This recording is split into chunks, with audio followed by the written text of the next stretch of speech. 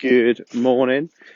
Really interesting conversation I was having with someone the other day about work-life balance and the fact that it doesn't really exist. But the question that was kind of posed, which was really cool, was um, you know, it's almost like how can we help work-life balance by the use of legislation? So, what could governments put in place or businesses put in place that kind of says you will have a work-life balance? And it's a great thought, but I don't think it's practical. So, there are legislations. So, you are contracted to do 37 and a half hours in the UK, like the majority of people. There was like a 40-hour week maximum thing that I think most companies get you to sign a waiver that says that you don't have to adhere to it. In France, there's lots of stuff around labour laws, use of holidays, things like that. But time and again, I would see people dodging those requirements. So, for example, if you don't have a timesheet, what does 37 and a half hours a week really matter? You know, in France, I'd have colleagues being told that they had to take time off and basically being forced almost out of the office because it's a legislation. And then they'd just work remote because they couldn't switch off.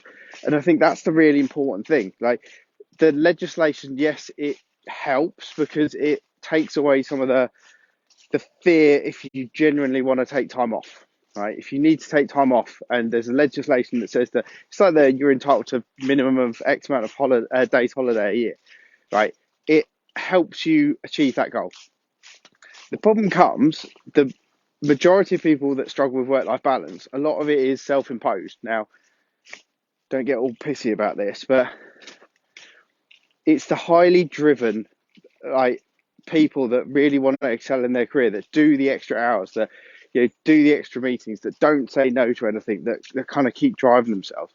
They don't care about legislation. I didn't, right? Because what I wanted career progress. I wanted to earn more money. I wanted to get the cool projects. I'd travel around the world, right? How do you give a work-life balance and then ask someone to travel to the US? Like, doesn't work. But am I going to turn down a trip to the US where I get to meet the CIO, the CEO, all these sort of people? No, because it's great for my career.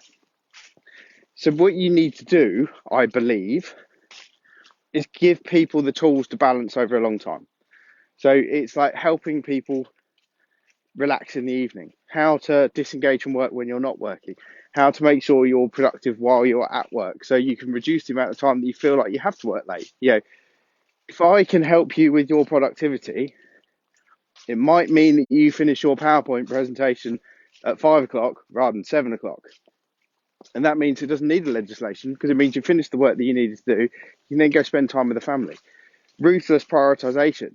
What do I actually need to do? Like helping people with these tools, everything I talk about, it's about the habits. How do you switch off at the end of the day? How do you make sure you exercise so you've got loads of energy? How do you improve your productivity? How do you run a high performing team? All these bits. I think that's how you get it because you can't legislate and make people do it. It's like telling your kids they can't have sweets. What do they want? Sweets. So you got to lead the horse to water. Don't drown the bloody thing. So on that, have an awesome day and have a think about how you can improve your productivity so you don't have to do it. If you're a team leader, what are the things that you can offer? What are the guidance you can give? What are the support you can give your teammates, your peers, and people like that? So they don't feel like they need a legislation to be told that they can actually finish work at 5 o'clock on a Friday. They actually can. They can have dinner with the family. They can watch a movie and snuggle with their kids and put them to bed and read story time without endlessly looking at their phone. So with that, have an awesome day. I'm going to have to start using a selfie stick again, I think, because my hands are getting freezing already. Anyway, see ya.